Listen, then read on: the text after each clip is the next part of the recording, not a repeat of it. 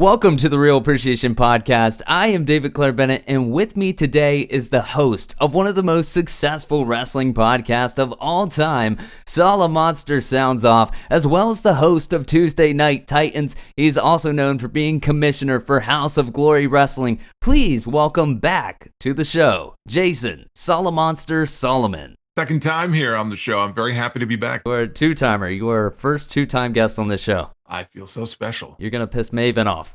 Well, we won't tell him, but I think the first time, what was it, 9 minutes? I think we went? Yep, 9 minutes. Yeah, we had a cap, but there's no cap this time. I got Zoom Premium now. We upgraded. First and foremost, man, I'm so glad we are doing this episode, as you said, the right way. For those who may not know, Jason was, as we were talking about originally, the very first guest, the debut guest on Real Appreciation, but we've had some Zoom issues we talked about that cut us short. So now we're here, we're doing this the right way on Zoom Premium, which is not a plug, but thank you again for agreeing to come back on. I enjoyed the conversation, brief as it was last time, and yeah. When you extended the invite, I said, of course, we'll have to do it one more time. Well, man, since then, this morning, we reached 2 million viewers in just 3 months since doing that. Incredible stuff. That's quite an accomplishment. I don't got Solomonster numbers yet, but one day. You'll give it time. Well, I want to take us back to the year of 2007. The first iPhone was officially released to the public. Bob Barker, former host of Monday Night Raw, Bob Barker, hosted the final episode of The Price is Right, and somewhere in New York, Jason Solomon was starting a brand new podcast entitled Solomonster Sounds Off. Now, fast forward to now, nearly 17 years later, here we are, man. You've become one of the most successful podcasters in the world, and it's been a long time, and I'm giving you your well-deserved flowers. So thank you for all that you do, man. On behalf of many others, but selfishly for me as well, you've gotten me through some tough shit in my life with your content, so I'm honored to call you one of my inspirations for the show. Even more honored to call you a friend, so just wanted to say thank you and give you your flowers. Thank you. I appreciate that. That means a lot. It's 17 years this month, which is kind of crazy.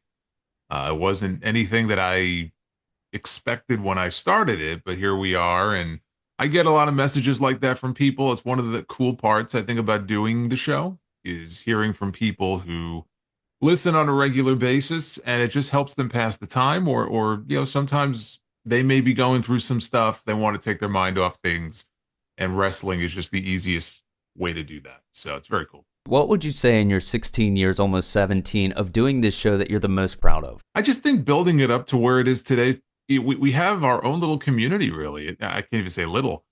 We have a community of people who you see them on YouTube, on the streams every week. I hear from them, via email and tweets and on social media.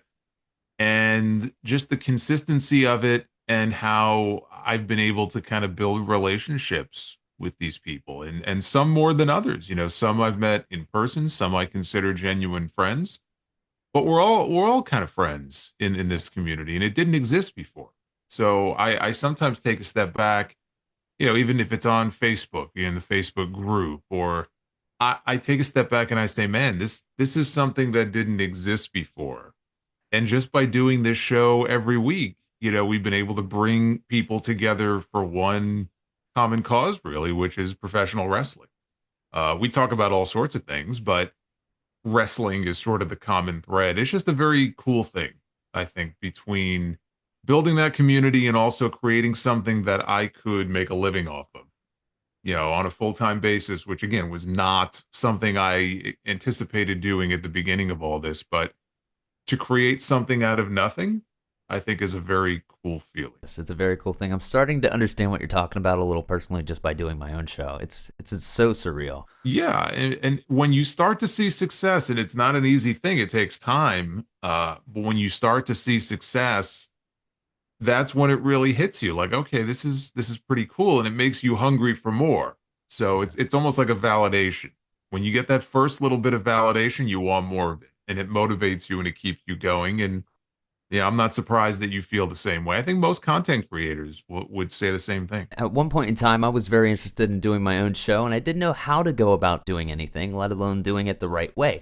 And I like to think I've caught on a little bit, but for those out there who have something to give with their voice or their talents or their ability to make a name for themselves, what advice would you give to someone serious about making a name for themselves in the podcasting world today? Well, it's a lot more difficult just because there's so many podcasts now. When I started doing it, they existed, but you didn't have as many as you have today. So it can be difficult, I think, to break through the noise.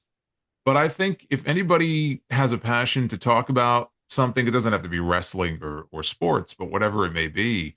In your case, you're interviewing very interesting people, in some cases far more interesting than me. Whether it's, movie related or what have you. But if you have a passion for something, it doesn't take a whole lot to get started. You really don't need to break the bank as far as equipment is concerned. Everybody is an amateur filmmaker now if you have a smartphone.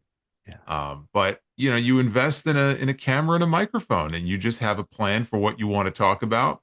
You turn the camera on or you turn the microphone on if it's audio only, and you just go for it. And you will get better over time because with that repetition, you'll get more comfortable at it. And if it's something that you're really passionate about, then it'll just happen over time. There are a lot of people who I think, oh, I could do that. I want to have a show. Maybe they just want to make money doing it. They want to get sponsors, whatever their motivation is. But if it's something you really don't have a passion for, I guarantee you it's not going to last very long. You can find a graveyard full of podcasts that started and ended after one or two episodes. It's just littered with shows like that. But the ones who really commit to it and put the work in, you will be successful. It just takes time. Yeah, man. Most people only get to, 4 or 5 podcasts. This is going to be episode 30. Yeah. But that's what I mean. Like, if it's something that you're really serious about, then you'll get to 30, 40, 50, 100 episodes, and it won't even feel like it. You'll look back and go, holy shit, I didn't realize I just did my 100th show. I've done a lot more than the 888 sound offs that I've done, if you count all the YouTube stuff. Yeah. But I just wrapped up, episode 888 of my show on Sunday, and I took a moment because I realized how close I am to 1,000. And it's just crazy. It doesn't feel like it, but it's something that I still have fun doing. It's a lot of work. It's a huge time commitment, but I enjoy doing it. It's sort of a creative outlet for me. I look at it that way too. And there could be another 800 that go by and it probably still won't feel like it. So that's the difference between the people who commit to it and the people who I think have this idea in their mind, oh, this is going to be great. And then they do it and they realize, oh, this is a lot of work. Like, I don't want to do this every week. I have weeks like that. I'm like, I don't want to do this week, but you do it.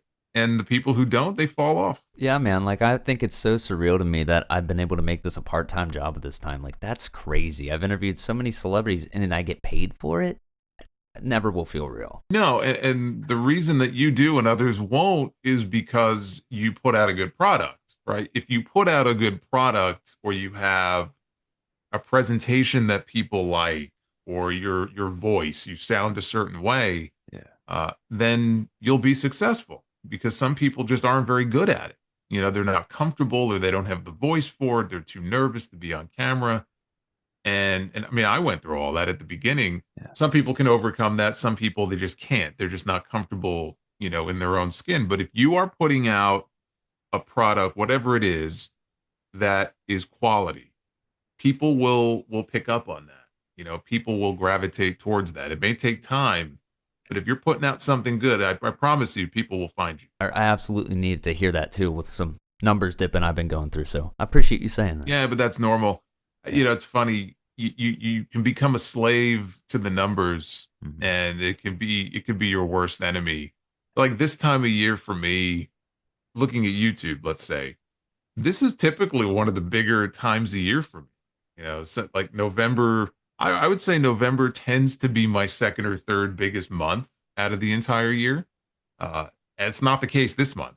Yeah, this month it's sort of like an aberration where it's like, oh, all right. But things kind of feel a little dead right now. And then I look ahead and I say, well, we're heading into, Raw moving to Netflix and the Royal Rumble is coming up and WrestleMania is going to be here soon. And you see those ups and downs. You see the highs and lows. You just have to accept it. You can't let it ruin your day because you will have those peaks and valleys. That's normal. Well, something that I always love to see is, and you talked about this earlier a little bit, when you go live, and I'm usually always at every single live stream, but the amazing community that you've managed to build on your live streams. Go ahead and talk to me about when you first noticed that you were starting to garner a little bit of a following to the point where you felt comfortable enough to start live streaming on YouTube. I really was starting the live streaming consistently during the pandemic. So 2020 is when I started. I think I started doing it weekly at that point. And I was very late as far as the YouTube video live stream stuff. I should have started years before. I just, there were different reasons I didn't do it. So I kind of got into that aspect of it very late, even though I've been doing my show since 2007. And it was pretty quickly thereafter. You know, we were covering AEW Dynamite every week, and then we started to incorporate SmackDown. I didn't start going live after Raw on Monday nights until 2 years ago. I don't blame because the show was awful. I mean, it was a horrendous television show on many weeks. And it was bad enough that I had to talk about it on the weekend. And it wasn't an ideal situation because I was waiting almost a week to talk about the show. By the time some people listen to the podcast, they may not listen on Sunday. You know, they may listen on Monday or Tuesday. And my Raw review was a week outdated, but people still tuned into it because they wanted to hear me talk about the show. Once Vince McMahon got out of the way the first time, and you could see the improvements in the quality of the show. It's like, all right, I'm going to give it a shot. I'm going to give it another shot. And we'll go live every Monday and we'll see how this goes. Of course, once you start doing that, you can't just stop. So now, you know, we're live Mondays, Wednesdays, and Fridays.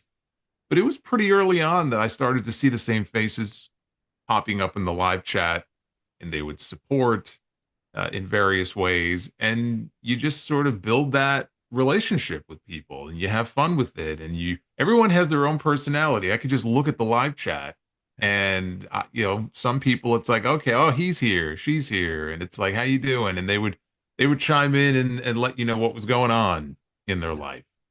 And maybe they only watch AEW. They don't watch Raw. So you're not going to see them again until next Wednesday. And that happened pretty quickly. And it's the same thing today. You see a lot of the same faces. Some of them aren't there every stream because they may not be an AEW fan. They may not be a WWE fan. But it's pretty consistent. And then, of course, you bring in new people, which we're doing all the time. And it's just fun, you know, because I do my shows alone, which is another unique thing about what I do. I would say a lot of podcasts have a co-host, right? At least one. And that's cool because you have somebody that you can bounce things off of or debate them and have, you know, back and forth and maybe let them take some of the load. It's harder when you're a one-man shop. Right. And I do that by choice. So I'm controlling everything. I have to do a show while I'm paying attention to what's happening in the chat, while I'm paying attention, oh, this stopped working. It's a lot. You know, what can go wrong will go wrong. But I love it. And having those people there, I'm doing the show by myself, but I'm really not, right? Because I have these other people. Yeah, I've just started going live and starting to see what you're talking about. It's a lot. It's a lot to pay attention to. You got to make sure that this is set a certain way and this is working. And you have to pay attention to 3 or 4 different things at once. But, you know, the more you do it, you just get used to it and you get comfortable. Well, how has your approach to podcasting overall changed since you began in 2007, especially as you were talking about earlier, the wrestling media space gets seemingly more and more crowded? I think I remember maybe like Art of Wrestling was big around that time, but that might have even been after you. Cabana started his show. It had to be after me. Maybe it was 2010. I'm not sure. Yeah, it was probably within maybe 3 or 4 years of me starting my show, maybe 2 years. And he was one of the early ones, and he really was an innovator in the space as far as, you know, he really built his name up independently. He created the show. He would interview other independent wrestlers, and it just took off. And obviously the Punk show became the biggest episode he ever did, but also the most controversial. Art of Wrestling was one, and you didn't see too many wrestler hosted shows back then. He had to be one of the first. Now every wrestler has a show, and every retired wrestler has a show, and I think 97% of them are probably working with Conrad Thompson. But you know, this just wasn't a thing back then. You know, you had fans, you had fan hosted shows. Now, like I said, everybody has a show. Yeah. and it could be hard to kind of break through the noise or figure out who you want to listen to. People ask me sometimes, they go, okay, what are the top 5 or 10 podcasts you listen to? And they're shocked when I tell them I don't really listen to podcasts. I mean, obviously I have friends in the space and I may check out what they're talking about, but I don't listen to podcasts usually. And a lot of it has to do with just my time and my schedule and what I'm doing in the course of a day. So I can recommend other shows, but I can't honestly tell you that I spend too much time listening to them. Part of it may just be that because I do so many shows, I just need that time away from it. Yeah. Otherwise, you're just all you're doing, 24 hours a day is just talking or listening to wrestling, and it'll drive you nuts. Take my word for it. What do you feel are some of the cons of being a podcaster? We always go ahead and talk about the pros, but what are some of the cons that people should know too? I think just it's a huge time commitment that people just don't realize. I talk about the flagship show that I do every Sunday. That's still the main show that I do. Yeah. And I think some people believe, okay, he just maybe throughout the week he may jot down a few ideas, and then on Sunday he just sits down and just starts recording. And they don't realize the work. I do things a certain way, but there's a lot of prep that goes into that. There's a lot of note taking and research because I also tend to do a lot of segments covering wrestling history sometimes. I do a mailbag, so I want the show to be interactive. I'll tell people, write in, send in questions. I'll try to answer them on the show. And my inbox, like right now, my main inbox uh, has things forwarded to it from the Solomonster one because I have a separate account just for that. Everything gets forwarded to my main account, so I'm at least aware of uh, what's coming into me. And I've got 8,800 emails Wow. sitting in my inbox. I can't possibly go through all of it. It's overwhelming, but I spend a lot of time going through that, and that takes time. So it takes up the entire week. And I do the shows at night because the shows air on TV at night and then I go live. That's just the way it is. So it's like people ask, when do you have free time? I go, I don't. You try to squeeze it in where you can, but I do my show on the weekends. So my weekends are typically filled with getting ready for the show that I sit down and record on Sunday. And now there's so many shows. I mean, if you're a wrestling fan, you've got all the weekly shows. We're going to get more and more pay-per-view shows. Yeah. It's just nonstop. So you tend to feel the need to cover everything, or else you have that what do they call FOMO, right? Yeah. Fear of missing out. You don't want to miss a stream. Plus, if you miss one, you'll never hear the end of it. People will want to know, where were you? So you really do. You feel like I can't miss a show because now I'm relying on the income from this as well. This is not just a hobby. Yeah. So that's one of the reasons why I don't go to as many shows. I used to go to WrestleMania every year. Uh, I think we all, my friends and I, we just kind of got tired of that. We had to take a break from that. But I don't go to too many shows, especially the really super big ones, because I feel like I need to be here.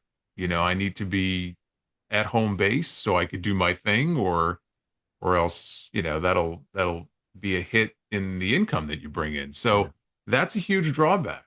And it can, take its toll as far as the amount of sleep that I get.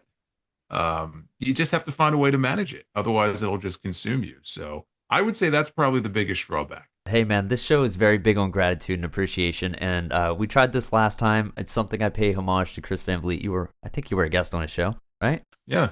Chris is a friend. And every day when I wake up before I go to bed, I also say 3 things I'm grateful for. So this time I'm going to ask you, what are the 3 things that you are grateful for? I would say grateful for friends, family, and the show. Honestly, for everything that we just talked about, all the other people I've been able to meet, and in some cases, I've made new friends through the show and connections in life. So I'm grateful for, my family has gotten smaller over the years. I lost both my parents and grandparents many, many years ago. So, I'm close with my brother, and then we have some extended family as far as like cousins and stuff. So the family that we do have left, I'm grateful for them.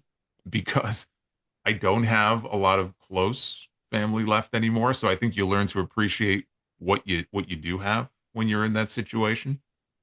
My friends, very grateful for their friendship and their feedback and all that they offer.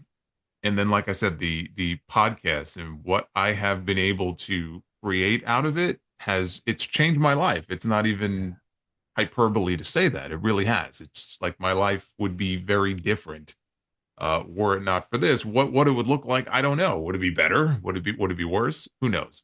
But I'm grateful to have been successful in creating this thing that brings me great joy in my life. And I would say those are the three things I'm most grateful for. Absolutely. Hey, where can people find you online? Everywhere. On social media, though, I'm on Twitter, X, whatever you want to call it, at Solomonster. Everybody told me I got to get on Blue Sky. Yeah. So there's so many social media platforms. It's like you gotta post everywhere, but I'm on there too. The Solomonster. If you go on YouTube, just type in the name of the show, Solomonster Sounds Off. Over 82,000 subscribers and climbing. So you can subscribe and find me there multiple times every week. Or type in the name of the show into your favorite podcast platform. And if you've never listened before, give it a listen. I think you may enjoy it. I'm David Clair Bennett. He's Jason, Solomonster Sounds Off, Solomon himself. Follow Jason on social media. Help him get to 100,000 subscribers. Be sure to watch him every Tuesday night as well on Tuesday Night Titans with JD. Every Sunday on the Solomonster Sounds Off podcast. Dude, thank you so much again for your time. Oh, my pleasure. Thanks for having me.